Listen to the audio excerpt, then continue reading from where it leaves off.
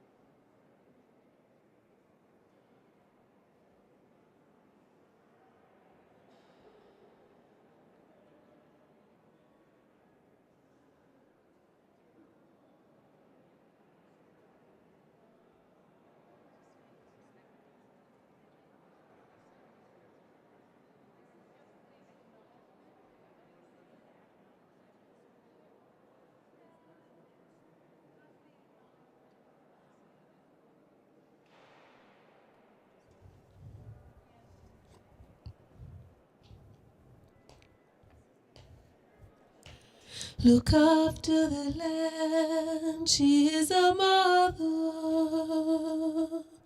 Honor each person as sister and brother. Honor the elders, share with each other. Then rain will come, their land to cover. Then rain will come, the land to cover. Look after the land, she is a mother, she is a mother. Honor each person, honor each sister and brother, a sister and brother. Honor the elder, honor the elders, share with each other. Will come, the rain will come, the land to cover. Then rain will come, the rain will come. Look after the land, she is a mother, she is a mother. Honor each sister and brother, a sister and brother. Honor the elders, share with each other. Rain will come to come, to come, to come.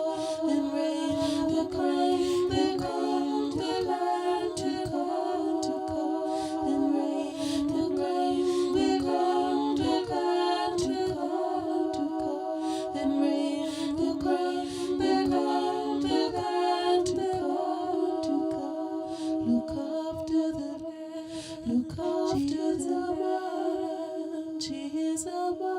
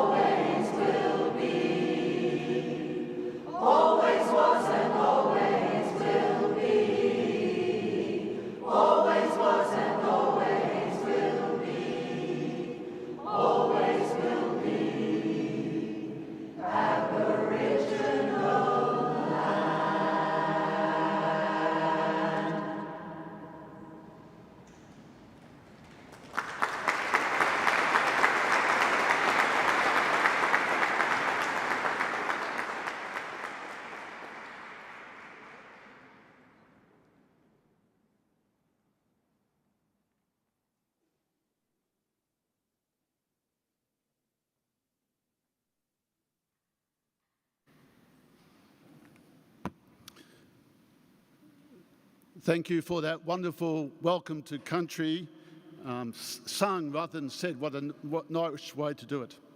My name is Gary Harch. I'm a canon here at the St. John's Cathedral, and I welcome you on behalf of the Dean who's overseas at the present time. We welcome you to this wonderful space, a space we enjoy opening up for people to come for many events. So I hope you get a chance to appreciate this building while you're here. A couple of housekeeping notices. If you need to go, the toilet facilities are out this way and out to my right, and the building is outside. This event has been held here at St. John's for a number of years, and we're always glad to welcome people back and to see it grow. And we particularly welcome Craig Foster AM tonight, who's going to give the speech. Many of you would have been and seen the events unfold with Craig in his fight for peace. And so it's great to have you here personally, Craig, tonight to give part of that story. Unfortunately, Craig does have to leave immediately after speaking, after he accepted this engagement. An urgent meeting come up which requires his presence in Sydney. But we're pleased that you can be here. I welcome any junior soccer players here tonight because you are really key people. Put your hand up if you play junior soccer, or you've got a son or a daughter who plays junior soccer, or a grandson or granddaughter who plays soccer. Yeah, great. Thank you. There are other formal people that we welcome here too, but they're listed on the program. They're not as important as the junior soccer players, and they will introduce those formally when it comes to their time. So I would like to welcome to the stage Kate Macarone, who's going to read out United Secretary General's peace message. And if you haven't already, please make sure your mobile phones are on silent.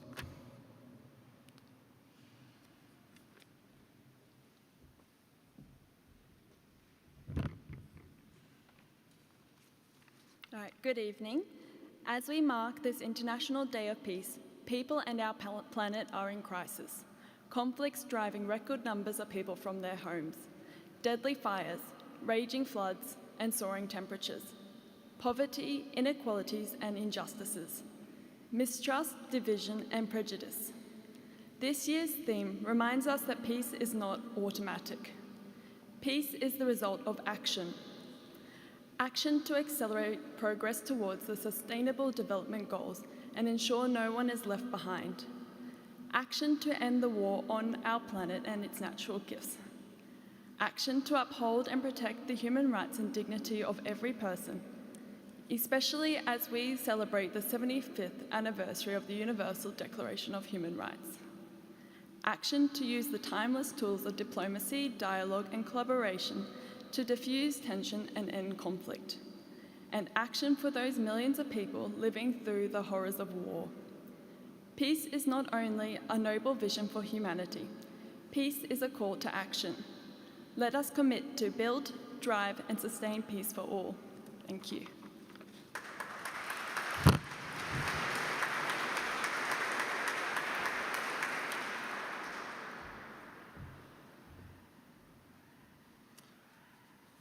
I'm often amazed by one event in people's lives takes them down a path and leads them to a whole new way of living their life and with passion for a cause. And you can see in the program some notes about Claire, the current president of UNAAQ. And reading about that, I was thinking maybe that trip to Beijing was the thing that really inspired Claire. Claire, I'm going to ask you to come forward and now introduce Craig Foster.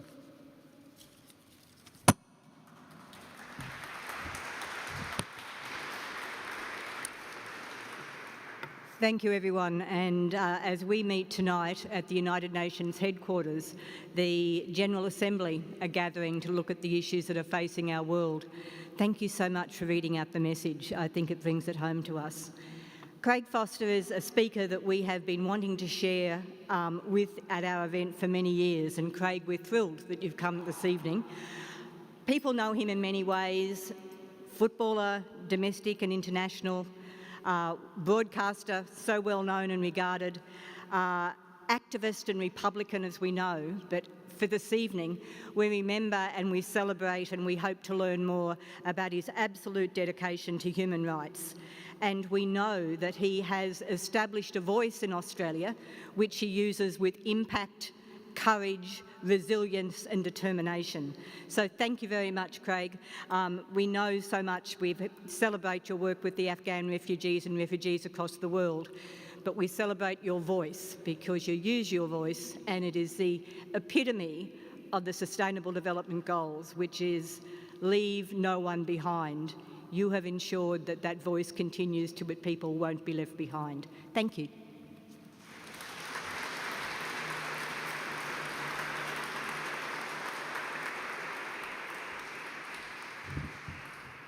Well, thank you, Claire, and all for the opportunity to come up and see you all here this evening. Always wonderful to come to Brisbane, and particularly to be in the company of such wonderful people who are doing great things in the world. So many organisations I know here this evening. I see all of your banners, and truly a room committed to social justice, to human rights, and to, as you heard from Claire, to leaving no one behind. I want to just acknowledge the traditional owners of the land, as I know that you just did previously, and just make the very clear point that we do have walking football now for elderly Australians, which means that I am a junior footballer at 54. So thank you for that reminder. That's very nice. I don't feel it when I still play, but nevertheless, that's great. Peace, well, Sustainable Development Goals and the United Nations, incredibly important multilateral organisation, capable and perhaps uniquely capable of bringing the governments and people of the world together to discuss some of the most intractable, you might say, wicked problems that the world faces, in a safe space whereby we can promote the concepts of human rights, and also in the global and local national context we can hold countries, including Australia, accountable to our commitments to the so many documents that have been compiled by the United Nations over the last 75 years. December, of course, 2023 is the 75th anniversary of the United Nations Universal Declaration of Human Rights. Undoubtedly, I would say, one of the most important documents in not just modern history, but perhaps history. A document that provides an objective basis through which all people can come together and agree on a set of standards by which everyone can be treated. There's been great improvement in many areas over the last 75 years, and yet we see, in relation to poverty, the number of people experiencing poverty is now once again on the slide. And as you heard before, all of these goals, the provision of basic human rights, and indeed peace itself, that is so much under challenge right now in Europe and elsewhere, only come through the actions of people like you and I, and rooms like this all across Australia and throughout the world. Given that it is the 75th anniversary, I thought it might be a good opportunity to look forward a little bit and project perhaps for the next 75 years and what that might mean for us. And in so doing, amplify some of the challenges that we're currently facing, where Australia and globally might be falling short, and some of the hopes that I think we share in relation to the world in the late 21st century. So let's undertake this challenging, but I think worthwhile and perhaps, I hope, inspiring task. Firstly, food security is a given.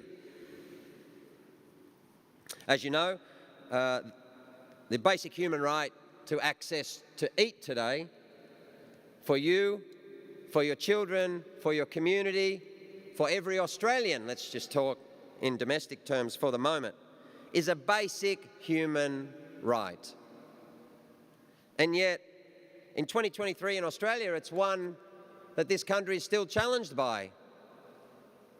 Just in the past week, I spent time with the New South Wales Aboriginal Services governmental organisation who convened the first conference in New South Wales, would you believe, on food equity. Imagine having such a term, food equity. We're talking about the most basic access to not just any food, but to food that can sustain health, mental health, and the growing of the next generation of Australians.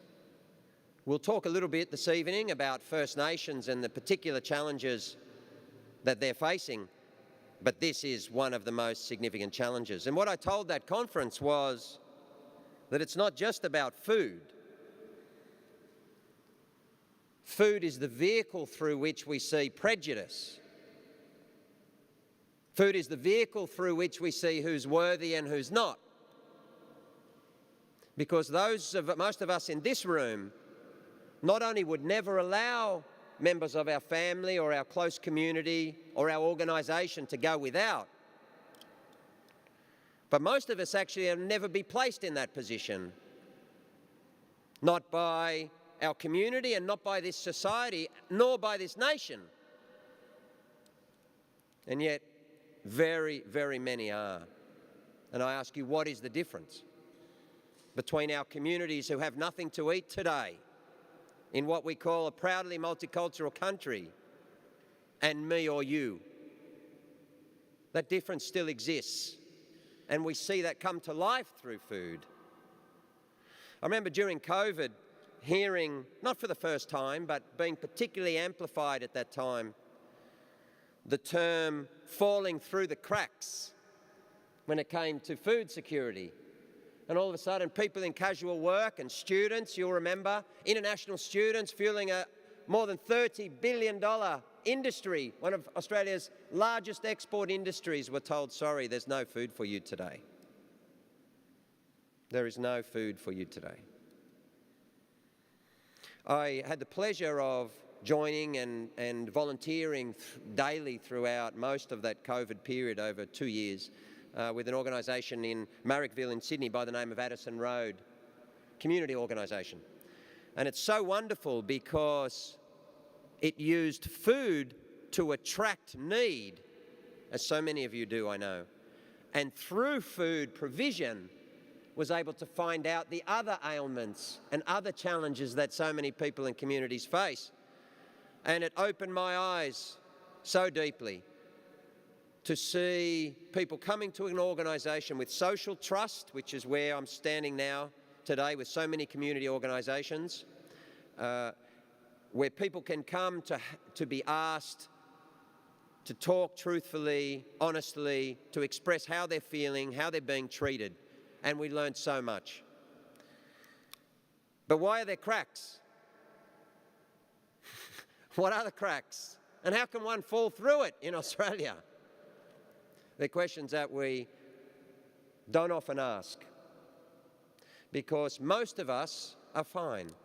Most of us can get by.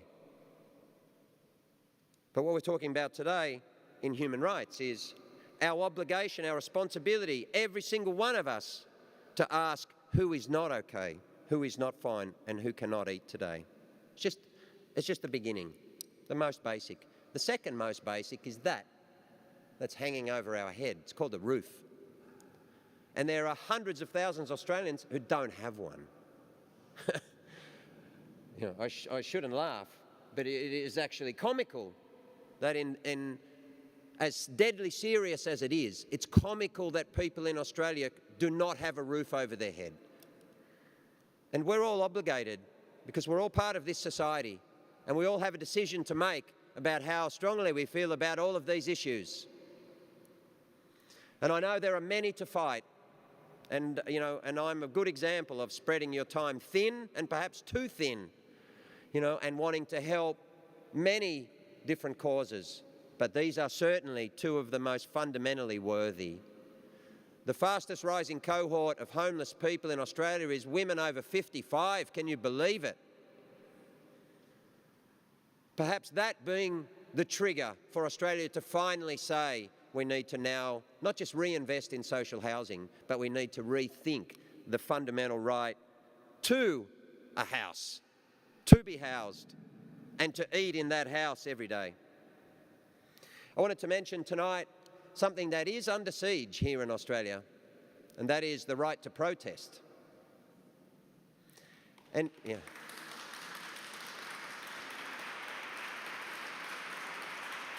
And why is that important? The reason it's important is because the right to protest is a fundamental human right. And don't forget, Australia's signed just about every declaration of the United Nations. You know, we've signed them all. But implementing them into law, implementing them into culture, living up to them, believing in them, educating our next generation in them, why I'm so pleased to be here on behalf of, in part, the young professionals of the UNAA. You guys are the generation who have to bring these things to life. But the right to protest is critically important, to stand up to government overreach and oppression and to over-policing and all of the things that I might mention First Nations have been experiencing for over 200 years.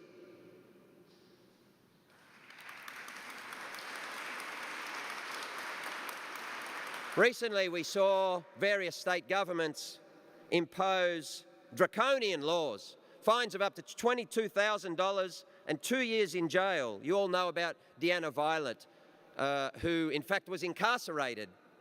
And these laws are being strengthened, principally, it appears, on behalf of those companies with the greatest fossil fuel emissions, those making the greatest negative impact on the climate action that we have to get further involved in. And the former Premier, interestingly, of New South Wales said this, and it's prescient. He said, if protesters want to put our way of life at risk, I'll say that again. If protesters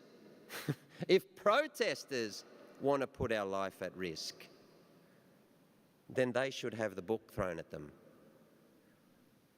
Well, I ask you this, where should that book exactly be thrown? It's not at the protesters. It's very, very interesting, and we see this phenomenon, regularly, not just here but throughout the world. The protesters are not the problem. The protesters are not putting our life at risk. It's the climate that's at risk, and we all have a responsibility on behalf of the next generation, if not ourselves, to step forward and do something about it.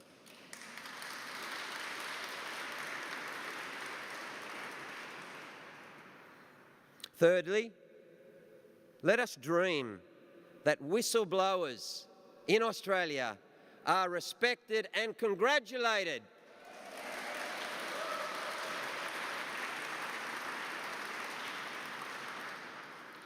I saw recently a group, thankfully and hopefully a group of MPs, sign a letter and apparently going on a delegation to, I understand, the UK or perhaps the US as well, to try and advocate for a cessation of the extradition of Julian Assange, who's been locked up, of course, I think now for over 10 years or thereabouts. And I read the press release or the statement, and I congratulate them. But in the statement it said to the UK government that extradition would trigger outrage. And I thought, well, why aren't we outraged already? Where is the outrage?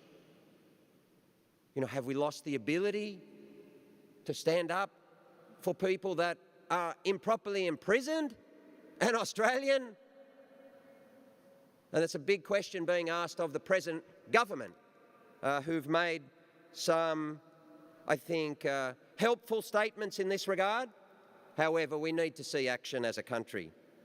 We had David McBride facing a criminal trial in November for defence documents revealing alleged war crimes. War crimes!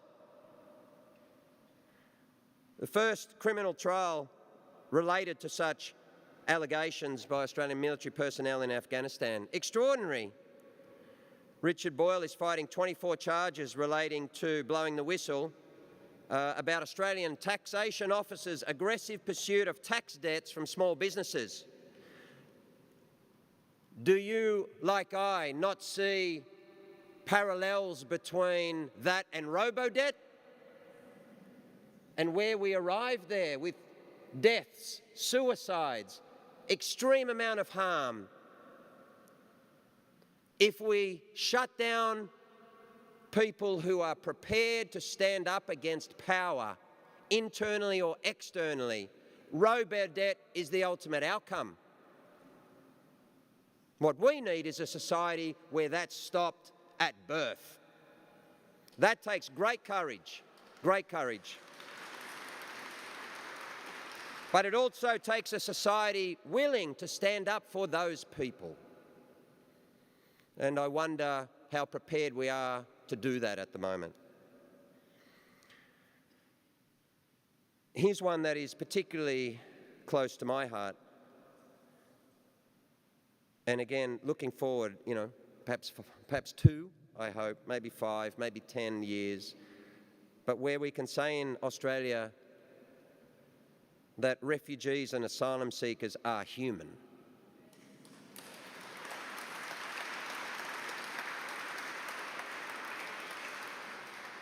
I mean, even to have to say that is pretty extraordinary. But, can we, I'm an optimist by nature, I believe we can and we will, but ask you the question, can we get to a point where we understand the drivers of human mobility, where we've engaged in and taken leadership in further improving, if you like, or reforming the global migration system so that we don't see boats of refugees dying off Italy or Greece or elsewhere? Can we have a global system so that all refugees, irrespective of ethnicity, culture, race, faith, are all treated equally? Which is certainly not the case in Australia at this present time. And can we get to the place where we just understand that they're people, that there are factors making people move around the world, and I might say climate is now a huge one, and that we can treat them just with some common kindness. Let's put compassion aside for now. That's a little bit different level. We'll get there, but just kindness. Well, let's start with fairness. Maybe then we go to kindness. Maybe, in future, I'm confident we'll reach even compassion. But at the moment, we should understand as a country that we are taking some really positive steps. And I do congratulate Andrew Giles, the Immigration Minister, and the Albanese government. However, it's not far enough, like so much of what is happening today. We need more. We need to change the narrative. We need to challenge the media portrayal. We need to challenge the disgraceful mistreatment, communication, lies told about people who need to flee persecution. That has to be the future for us, surely. I had some small experience in this area when I went to Port Moresby only a few years ago after advocating for a young Bahraini refugee footballer who happened to be in Thailand. And in meeting with the UN and other global organisations, the ILO, and they kept saying to me, Craig, listen, we want to help you and we will, but we just need to ask you this question. Like, how can you possibly ask us for help on one person when what you're doing as a country with your offshore prisons? And I said to them, please, just help us here. And I pledge to you that when I get back to Australia after a successful outcome, I'll try and translate some of that goodwill across to those who have been so demonised and attacked. I came home and went to Amnesty, and we put a campaign together, raised some funds, and went over to Port Moresby. And seeing the people in Port Moresby, after around 6 years, I think it was at that time, was another moment that changed my life. Because I stood in front of these people as an Australian after 6 years.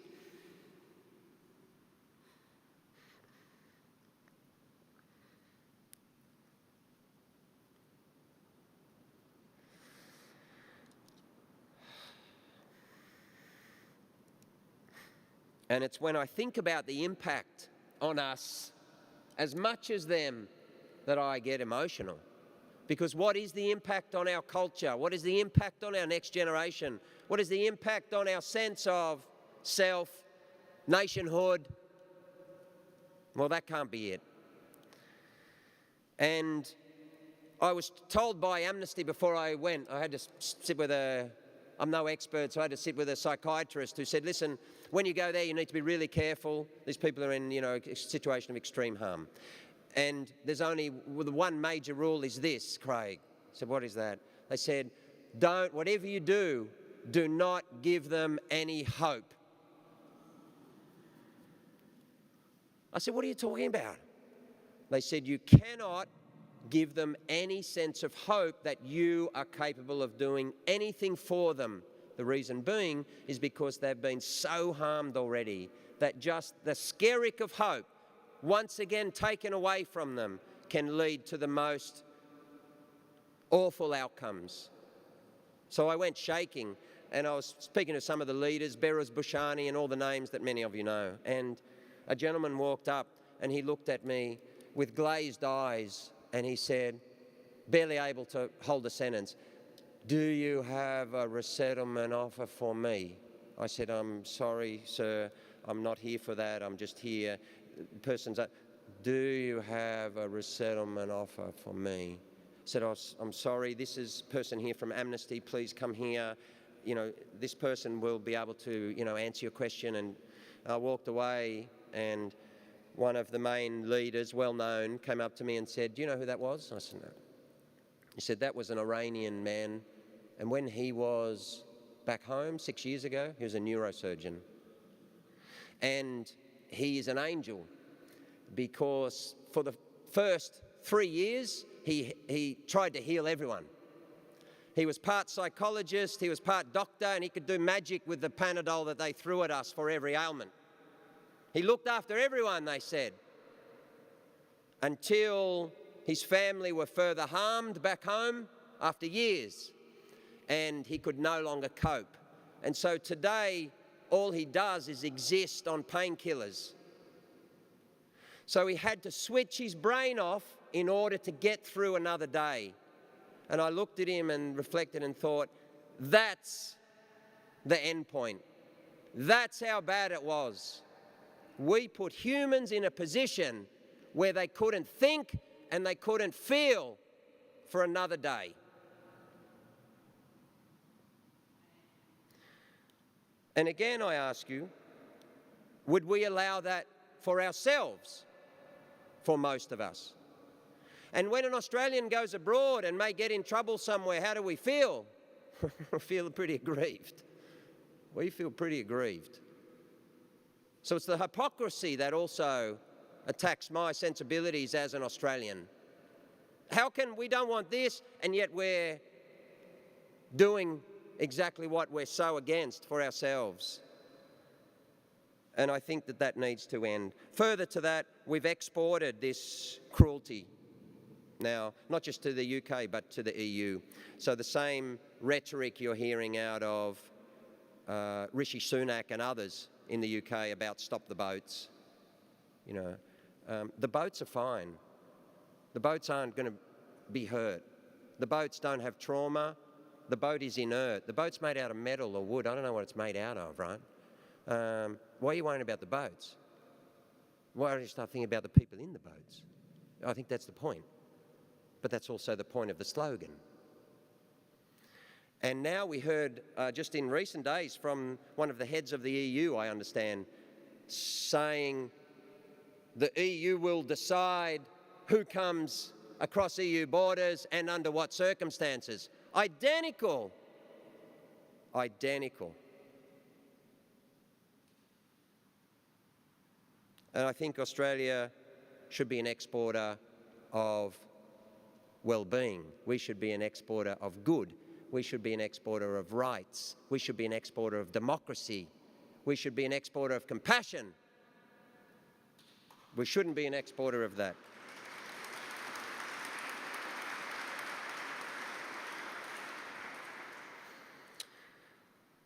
in a few years' time, we're going to be able to say that the climate is cooling. What do you think? It's a challenge, and you see today, particularly with the United Nations, and I for one, I'm not sure about you, but I'm very pleased at Antonio Guterres' more strident commentary in recent days, and particularly at Climate Week at the UN, in fact just today or overnight, starting to really call out countries, and that includes us.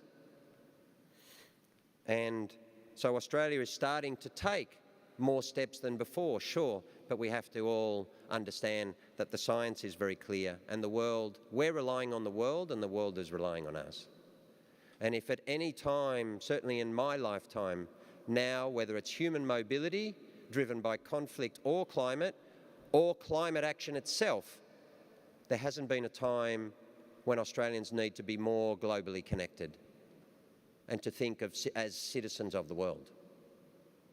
The Pacific leaders are screaming at us exactly that message, but so too is much of the rest of the world. Guterres invited 100 emissaries of countries that are taking significant climate action according to the Paris Agreement this morning, to a special a congregation, if you like, and unsurprisingly, Australia wasn't there. We're not moving fast enough, and we can take leadership. We're still subsidising over $11 billion per year, at the same time as we're spending $368 billion on nuclear submarines. We can't build social housing, we don't have enough food for people, we can't get First Nations basic issues right, and yet we still can't take enough steps. That has to be part of our future, and I would say immediate future. A happier tone now. The Matildas, how good were they? Yeah. It was a wonderful month, of course, for people who love, what we would call the world game, for many, many reasons. In particular, I think, picking one out of the many, whether it was the multicultural nature of the team and how they represent Australia as a really a vibrant, authentic, confident, ambitious, strong group of Australian women, but also because they are the face of gender equality in sport, which to my mind is most beautiful. Back in 2016, I had the honour of being invited by the players to come back to their association as the chair, having been CEO and life member, and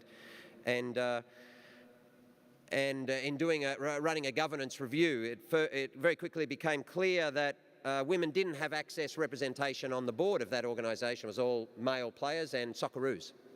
So we changed that pretty quickly and introduced a gender quota and full membership for women for the first time. It was 7 years ago.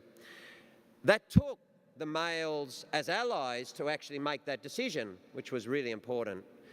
Subsequently, in only the next 3 years, due to outstanding leadership of the young management and the players, both female and male, in 2019, the Matildas announced a world-leading pay equality deal. And what they did is they didn't just say, well, you guys get this amount per game and per day, and so we'll do the same. No, they said, we're going to pool all of the sponsorship, all of the corporate revenue and merchandise. How happy the Socceroos are about that at the moment. And we will pool all of this, and then females and males will take an equal share from that pool. Equal work, equal pay, they said. What a wonderful vision for the future of Australia. Finally, 2 points, and these are among, if not the most important. Let's project ahead. The Uluru Statement is implemented in full. Australia accepts the impacts. We no longer argue over the impacts on First Nations people of colonisation. That's accepted globally. That's the reason why in 2007 we have the Declaration on the Rights of Indigenous Peoples. It's very simple and implemented that right to self-determination, because we've seen the world has learnt from Indigenous peoples all around the world that the only way forward to preserve culture, which is one of the biggest problems here, You see all of this national, well, let's say, conversation or perhaps argument that we're having at the moment. In so much of it, it's inherent in that conversation that that culture should be erased. It's fundamental to many of the arguments. Whereas the world has said the opposite, and rightly. And that's what we should do. We said, no, that culture has to be preserved. That's historic to the world, to humankind. And that means protections. That means support. That means respect. That means listening. That means First Nations people, not just here, but particularly here, and particularly now, being listened to.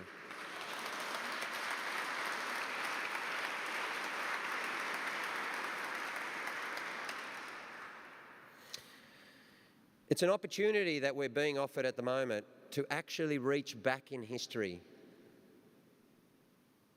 and join hands and go back actually 235 years and just join hands and say, we hear you. And everyone can have their own feeling or feelings about that. But what's most important is truth and justice. That's why we're all here tonight, surely. Truth and justice. And we shouldn't be challenged by that. We should be inspired by it. The future of Australia surely is to be founded on the truth. And following that is to understand what those impacts are. And then come together to say, this is how we're going to move forward together. What a wonderful vision. So let's join hands.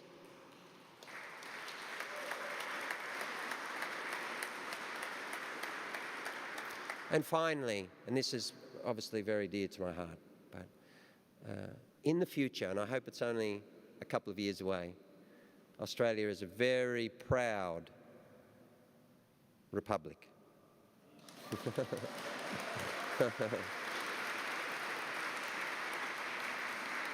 And we all have different reasons for that. Mine are threefold. I think that firstly, it's obviously the natural evolution of any former colony. And I would say for a penal colony, it's probably most important. But it's our opportunity to now vest the ownership, the true ownership of this wonderful continent in the Australian people, in you, in us, for the first time, for 122 years. That's very special. But it has, I think, three underpinning pillars. That it's reconciled, that we have understood and we've come together with First Nations, that we actually can share when I say we, I'm talking about those of us who are non-First Nations, non-Indigenous, we can all share in that 65,000 years extraordinary history. I'm not sure about you, but do you get a sense that we can't truly rejoice in that history? We can't truly explore it. We can't truly hold it up to the world, and we don't. I'm not talking about welcomes to countries and, Aboriginal flag, and what you saw, all the symbolism you saw at the Women's World Cup. What I'm talking about is us actually telling the world how magnificent that 65,000-year culture is. Because to do that, we have to understand it. And we can't understand it until we're together and we can truly learn. That's the future, where it's a part of us. It's not a part of us until we come together. But we will. We will. Secondly, independent. And what that means is that our own sovereignty exists here. And we are the owners, we are responsible for our own country, and that we have at the highest of our land and of our nationhood, we have someone who's responsible to us and only to us, who represents us, who embodies our values, and who speaks on our behalf, someone of who we're deeply proud of, an Australian. And I might say, thirdly, an Australian of any cultural background. And that's what excites me so much. We are an incredibly diverse country, and in many ways an extraordinary social experiment. An incredible place to live that I love with all of my heart. But we're not truly multicultural yet, because multiculturalism means access, representation and equality for every Australian of any cultural background. Right? Otherwise, we're just a lot of different colours and what we call minorities. What I'm talking about is an Australia where everyone feels Australian, where everyone has access, everyone has opportunity that's the same, where we attack racism where we see it, where we're happy to have that conversation, where we listen to our different cultural communities. And we've learned a lot there since COVID. At the moment, I sit on the Australian Multicultural Council, and there's a really important conversation going on. The national framework is being reviewed. It's 50 years old. It's had several iterations, but it's only started 50 years after the White Australia policy. It's not really very long. And what many communities are saying is, we think we should change the name itself. Which is interesting, because what they're saying, I think rightly, is that the term multiculturalism was an adjunct to the majority of Australia in 1973, 50 years ago. Now, multiculturalism is Australia. And so we're having this conversation about how do we centre diverse communities in the notion and terminology that we use about ourselves. What a beautiful, beautiful notion and vision of this incredible country. Talk about global citizens. That's the face of Australia, contemporary Australia, that we want to show to the world. This is how equal we feel. Any one of us can be Prime Minister, and any one of us can be head of state. That head of state is going to be accountable to us. Recently, we had a National Anti-Corruption Commission. Rightly so. That's how strong we feel as Australians about transparency and accountability.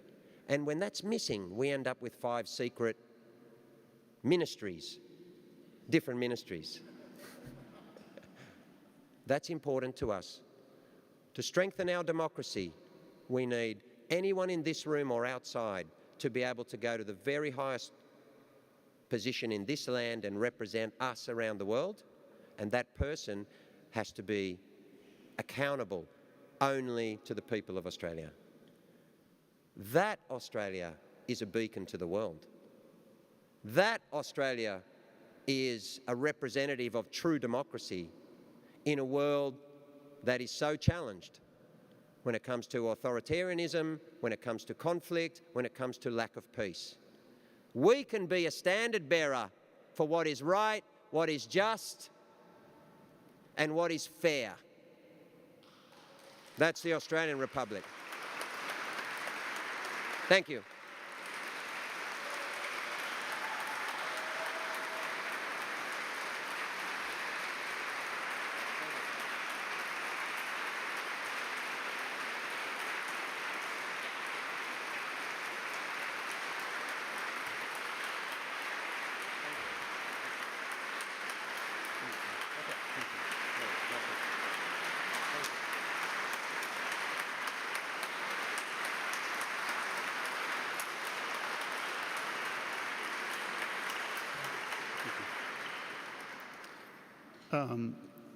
Craig does need to leave, but thank you, Craig, for your passion, your ability to speak about all those topics just because you know it and you live it. And it's unfortunate we don't have more time to just be personally on a one-to-one, but we understand your commitment. So travel well. We'll be back in Brisbane, I know. And maybe just want to again thank you for your great speech tonight. Thank you, Craig.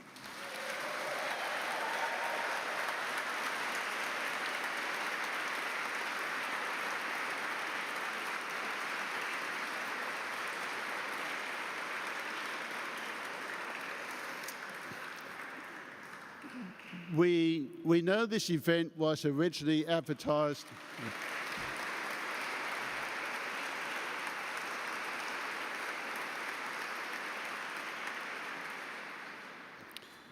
We know this event was originally advertised to start at 7, had to be brought forward to 6:30. If anybody here turned up thinking it was starting at 7, we apologise because of the late notice to change. But you can see it all again on the Cathedral YouTube channel. So if you wish to see it, ask somebody who knows how to do these things, go to the St John's Cathedral website, look for YouTube, and you'll find it there. Share it with some friends, and I'm sure you could ask somebody at United Nations Queensland how to get the link as well, or ring up the cathedral. So that's a way you can hear it again and share this with other people. Right now, just before we ask the local Peace Prize to be awarded, we always take up a collection, and this year the collection is going to be taken up to support the UNICEF appeal for the Libyan flood victims. We all know about a week ago it was those horrible dams that burst and the people that were affected. You might have been wondering how you can help. Tonight is one opportunity. So there are going to be buckets that are going to be passed around. If you can do that, that would be appreciated. And like I said, that will support the Libyan flood victims. While we're doing that, in preparation, I'll ask the people to be ready to speak about the presentation of the local agents of peace. And I'm going to ask Professor Roland Bleicher to come forward and to organise and to speak about those presentations.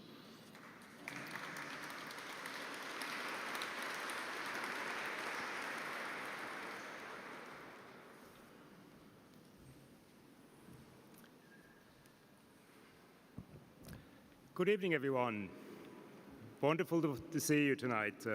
I'm Roland Bleicher. I'm the director of the Rotary Peace Centre at the University of Queensland. And this is Udaya Shanmugan, who is one of 16 Rotary Peace Fellows who is with us at the University of Queensland. I'd like to start by acknowledging the traditional owners of the land we meet here today. And I'd also like to recognize all Indigenous people in the room here today with us. On behalf of the Rotary Peace Centre at UQ, it is my honor and my privilege to introduce the Local Agents of Peace Award. UQ and Rotary have for long collaborated to further peace and justice in the world. More than 20 years ago, we founded the Rotary Peace Centre, which advances peace education, which advances peace research, and which is supported by our local Rotary community. And many of our Rotarians, local Rotarians, are here today.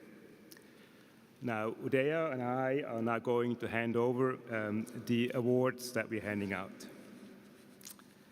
Each year, we award a Local Agent of Peace Award. And I quote here, to a Queensland-based person or organization who has made a substantial contribution to peace and peace-building activities, consistent with principles of nonviolence, either locally, nationally, or internationally. In this sense, this award is in many ways in the spirit of where peace work is going, in the sense that peace is not just something that's done by states, by big organizations, but very often peace is created at the level of the everyday, by average people who do extraordinary things. We will be awarding one award to an individual and one award to an organization.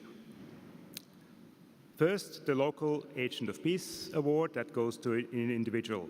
And I'm very pleased to say the award goes to Auntie Flo Watson, OAM.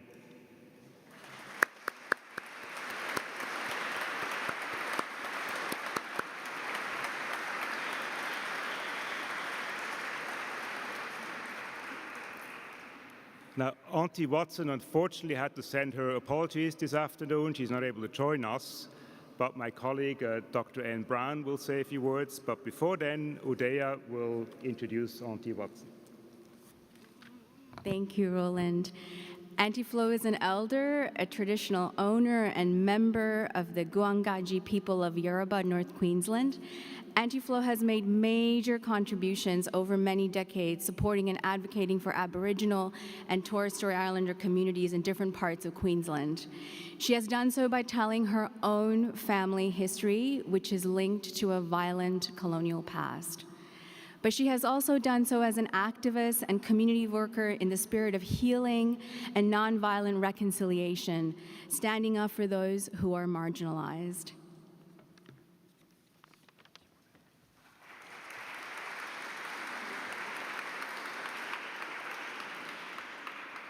Hello everyone. I'd also like to acknowledge the traditional elders, both of the past and of the present, of whom Auntie Flo is one, and who are coming along as well.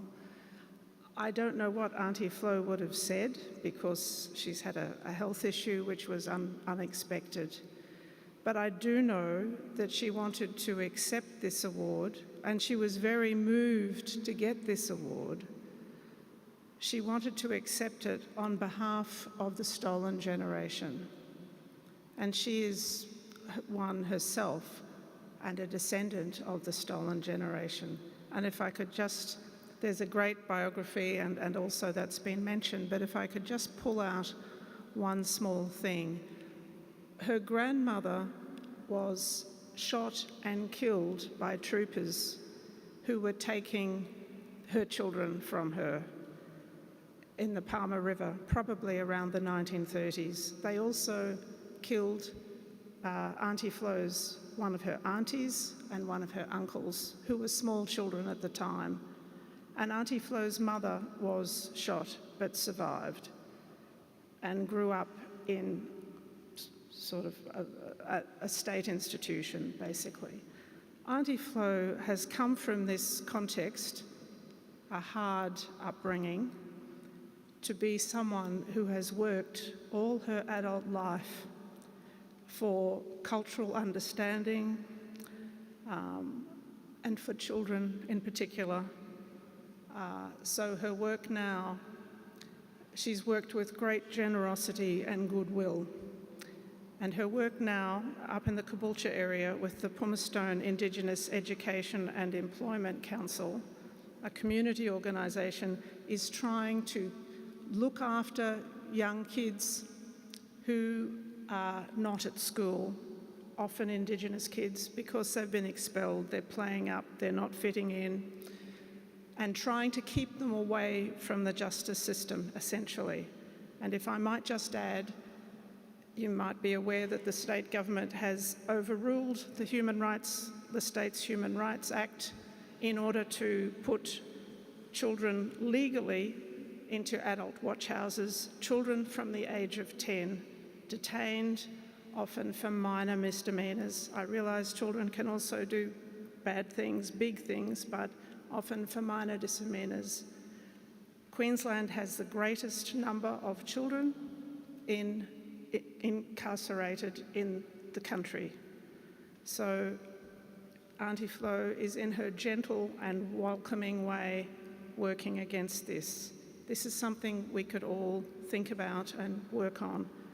And I just hope, speaking as a non-Indigenous person, that we can bring some of the generosity and great-heartedness of people like Auntie Flo to really try and heal this country, to try and really enact some peace building at the grassroots, because this is what is needed to push the institutional change.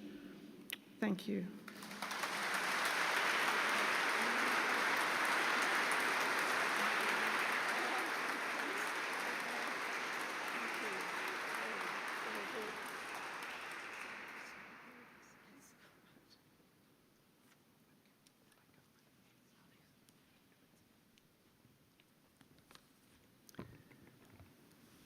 Now, the second award that we're giving out is to an organization, and I am very pleased to announce that the award goes to the Nanda Community Enterprise Cooperative.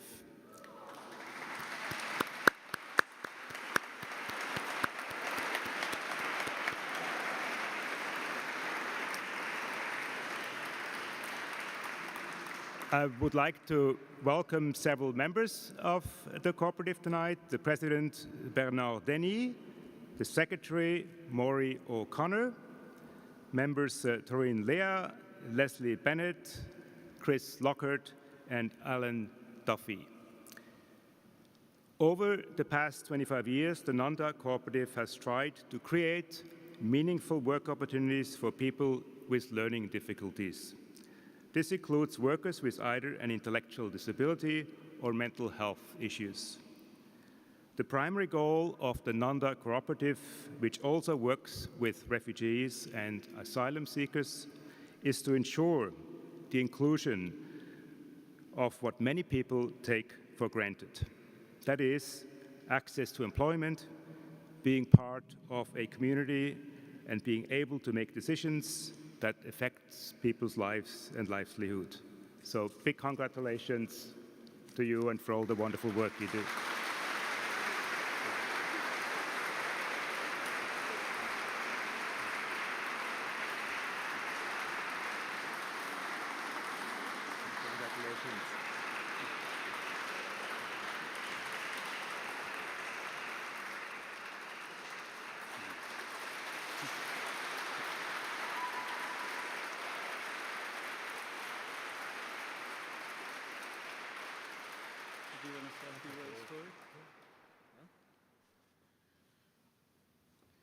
It is indeed an honor to be here tonight to receive this award for the outstanding, tremendous work we have done over the past 25 years.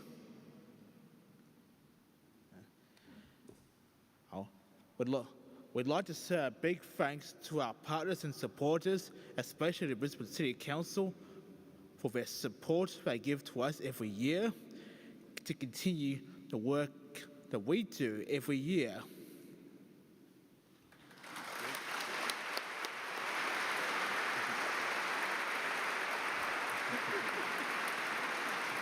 Thank you.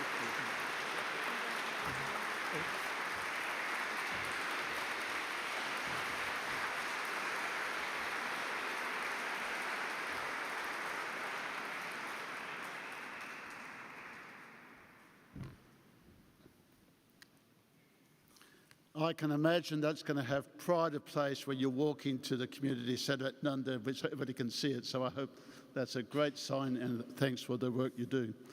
There's a small addition to the program because we have tonight with us Marianne Hansen from ICANN, and that's the board of the International Campaign to Abolish Nuclear Weapons.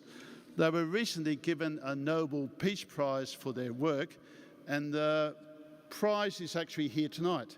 Now, I don't know whether any of you have actually ever seen a Nobel Peace Prize, but you're about to. Would you like to come up and you have a chance afterwards to speak to Marianne about that, but come up and say a word or two and actually get to see a Nobel Peace Prize. Come. Thank you. Thank you, everyone, and good evening, friends. I'm here in my capacity tonight as the co-chair of ICANN Australia. ICANN, the International Campaign to Abolish Nuclear Weapons. ICANN was formed in Australia out of the Medical Association for the Prevention of War, and I've been privileged to work with both organisations for over 20 years. ICANN exists to raise awareness of the dangers of nuclear weapons, and there are still, unfortunately, almost 13,000 nuclear weapons in existence, and many of those weapons are hundreds of times more powerful than the bomb that was dropped on Hiroshima. So it's really important, particularly at this state in history where instead of having these weapons abolished, we're still seeing them very much in existence. They're being modernized, and every one of the 9 nuclear states, especially Russia, has been threatening to use their nuclear weapons. Now, because of ICANN's work to raise these dangers and to push for a treaty which makes them illegitimate and illegal, and that is the United Nations Treaty on the Prohibition of Nuclear Weapons, ICANN was awarded the Nobel Peace Prize. This is the first and the only time that an Australian-born organisation has been awarded the Nobel Peace Prize. For decades,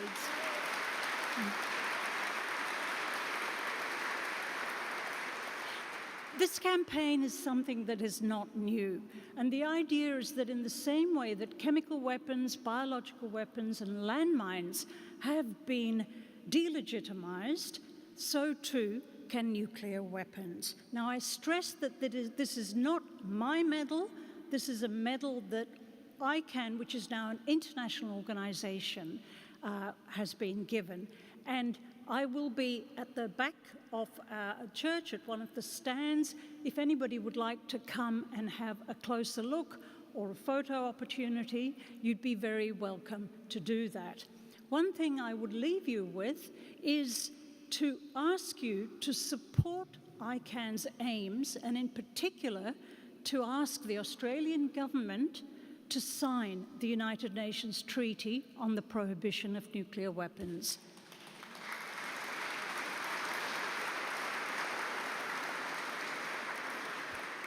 The government has promised to do so, but we need to urge them along.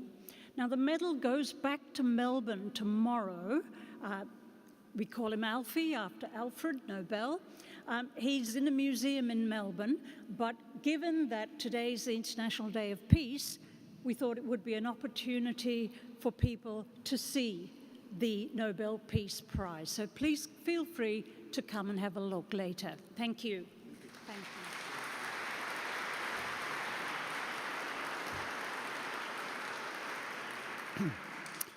The Cathedral is a Eucharistic community, and I take a chairman's right to give to somebody here tonight a loaf of bread that I've baked myself as a symbol of sharing bread, especially after hearing what Craig said.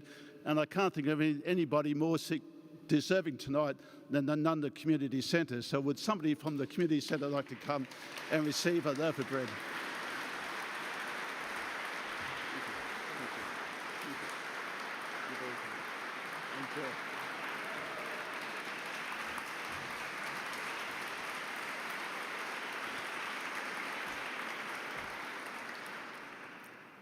Glenn Campbell is a past president of United Nations Association here in Queensland, and he's an Australian director of the Earth Charter. If you don't know about that, that's another great story. I ask him to now give some concluding remarks about tonight. Please.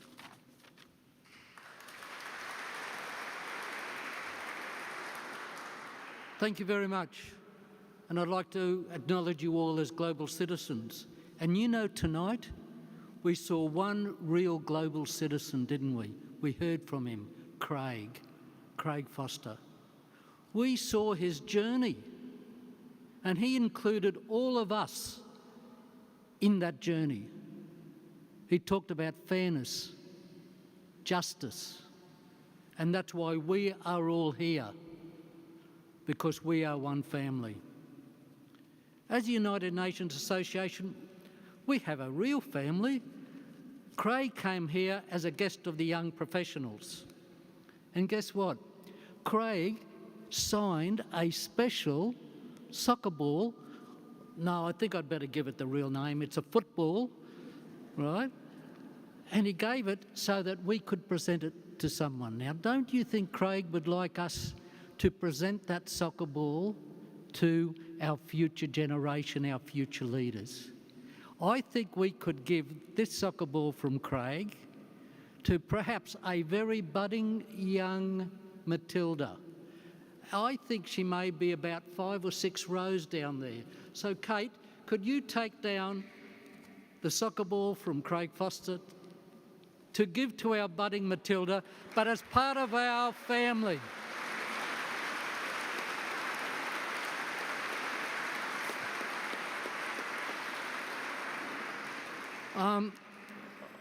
At this time, I've got to apologise to our treasurer because he wanted to bloody well sell it. Now, the young professionals, again, they helped organise this, and they're hosting an annual climate change event. We do have, as a family of the United Nations, we've got the Doug Everingham Lecture, SDG Champion Awards, International Human Rights Days, but all of you who actually signed to come here will get a thank you email, and I hope that you will be part of our future program, our future events, because you're part of our global family, part of our global citizens. Look, there are many people to thank, and I just say, read this program. They're all the people to thank, and especially our host to the St. John's Cathedral community. Let's give them a hand.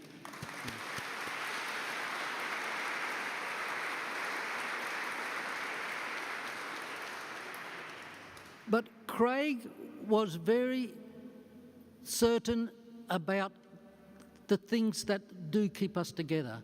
And one of the things with the Earth Charter, it's about after basic needs have been met, right? Shelter and food, and he talked about that. Human development is basically primarily about being more, not having more. Let us all go out as one family and be more for our children and for our future generations. And I do hope that you've all been on your life journey. Take that with you and take that and spread it through the whole community so that we can become a just, sustainable, peaceful global society. So, let ours be a time remembered for the awakening of a new reverence for life, the firm resolve to achieve sustainability, the quickening of a struggle for justice and peace, and the joyful celebration of life. So now we will have the joyful celebration of life with the choir, with music, and then join us for supper to celebrate with food. Thank you very much, all of you, global citizens.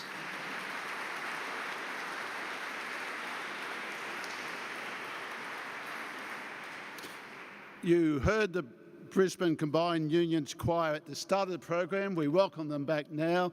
They've been singing every year for the 12 years this peace event. Lecture's been held at St. John's Cathedral. They're great voices. We also want to thank the B&E Chiropterists who are going to supply supper afterwards. So please stay for that. I don't need to come back. I just think the choir will sing, and when they're finished, come and join us for supper and get a photo with the Peace Medal. Thank you, everybody, and particularly thank those who've been watching on YouTube tonight. Thank you.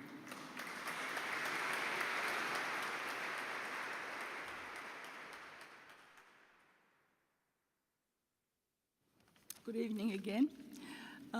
This next song is called Singing for Our Lives. Holly Neer wrote this in 1978 on the night the first openly gay elected San Francisco board member, Harvey Mills, was killed. The crowd that night was outraged. Holly acknowledged their anger, but focused on what we can do together, like this year's theme of Actions for Peace. We have repurposed Holly's song to help us to sing about what we think is important, including support, recognition and representation of Aboriginal and Torres Strait Islander people.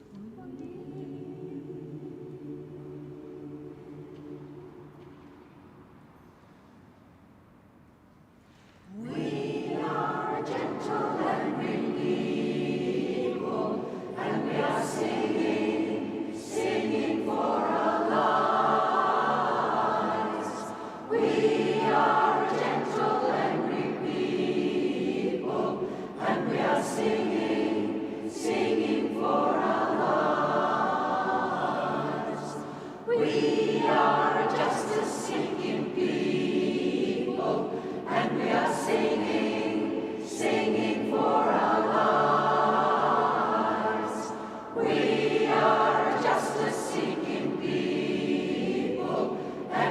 singing, singing for our lives. We are an anti-nuclear people, and we are singing, singing for our lives.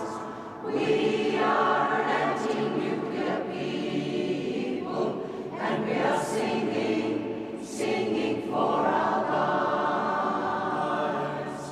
We say yes to recognition, and we are singing, singing for our lives.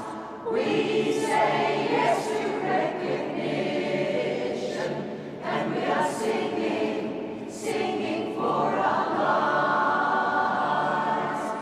We say yes to recognition, and we are singing, singing for our lives. We say yes to recognition, and we are singing, singing for our lives.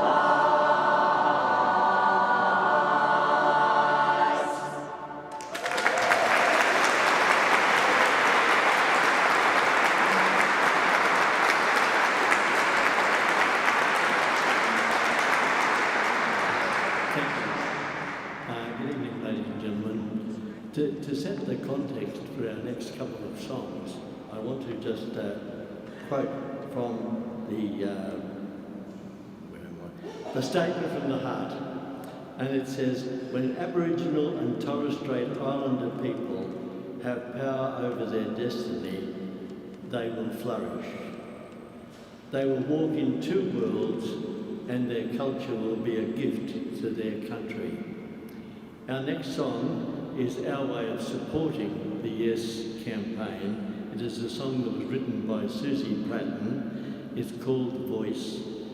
And we want to support the Yes vote in the referendum and for the Makarrata process, which will help us all face the truths of history and move forward together in peace. And then finally, we're going to sing a little song as we leave here. It's a round. I'm sure you'll pick it up as we go along, so please join us and so on. But I think it shows that we're rather slow learners. I'm an educationalist, and because the words from this song, and I'm sure, Craig, you are the Dean, sorry, it's not the Dean, you'll support me, they come from the Old Testament. Swords into ploughshares and spears into reaping hooks. So you can detail that for me. But it was a song that is called The Vine and Fig Tree. So please join us. Thanks.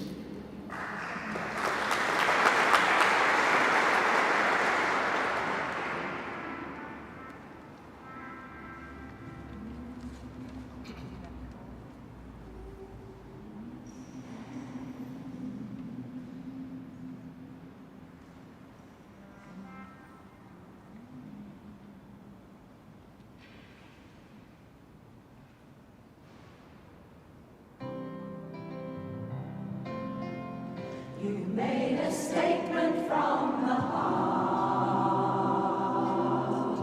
You made it loud, you made it clear. You made a statement from the heart. Now it's up to me to give. So many nations came together. So many people found one voice.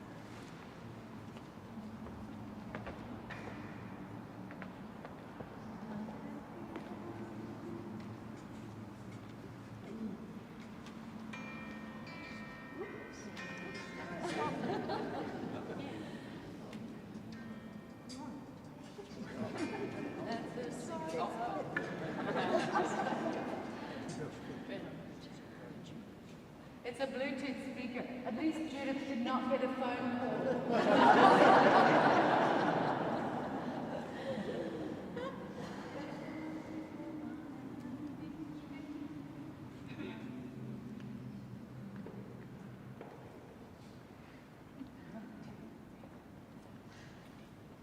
And everyone in the vine and fig tree shall live in peace and unafraid. And everyone in the vine and fig tree shall live in peace and unafraid. And into plowshares turn the swords, nations shall learn war no more. And into plowshares turn the swords, nations shall learn war no more.